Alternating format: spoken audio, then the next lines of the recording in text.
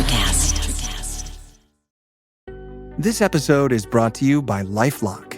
Between two-factor authentication, strong passwords, and a VPN, you try to be in control of how your info is protected. But many other places also have it, and they might not be as careful.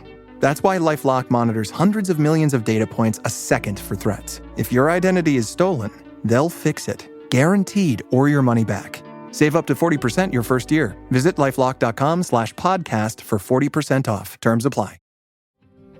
Welcome to the Congressional Record Daily Digest, where we bring you all the previous day's U.S. legislative proceedings in 4 minutes or less.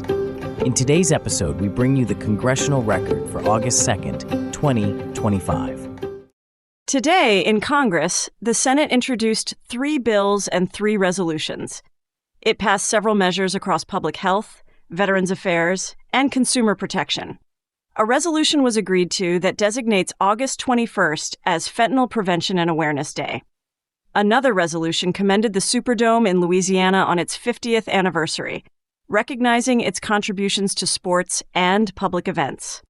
The Senate passed legislation to rename 2 Veterans Affairs facilities. The Medical Center in West Haven, Connecticut will now be known as the Captain Paul W. Bud Busha Veterans Affairs Medical Center. The outpatient clinic in Toms River, New Jersey will be named the Leonard G. Bud Lamel Veterans Affairs Clinic.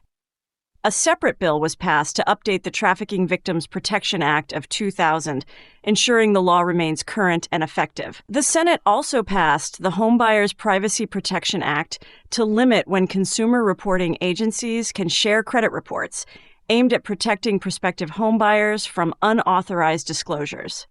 The Senate began debate on the National Defense Authorization Act for the 2026 fiscal year, covering funding for military operations, construction, and defense-related energy programs.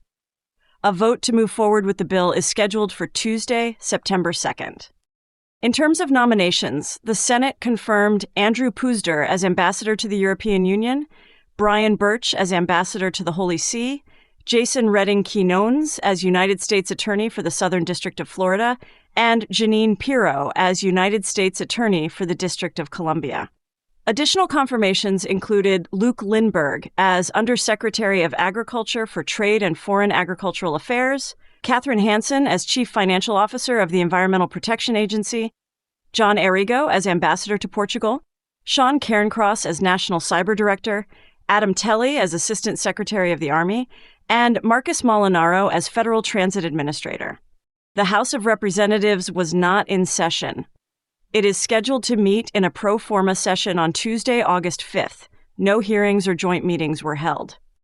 Those were the key activities of August 2nd, 2025 in the U.S. Congress.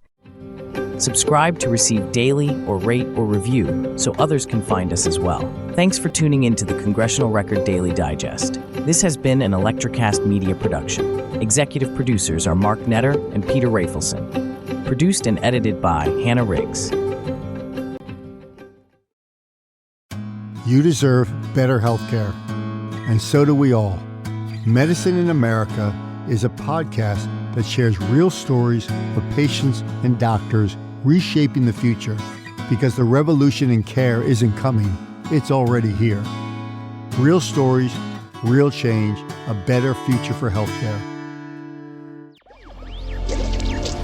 ElectraCast. ElectraCast. Welcome to the Candle Power Hour. Come with us backstage behind the scenes of show business spanning over 4 decades and bringing you the experiences that can only be told by the people who were there. Our guests are from the A-list, the F-list, and everyone in between. Get set for some of the most insane, hilarious, and inspiring stories you will ever hear. I'm Mercury. And I'm Diego. Your hosts for the Candle Power Hour. ElectraCast.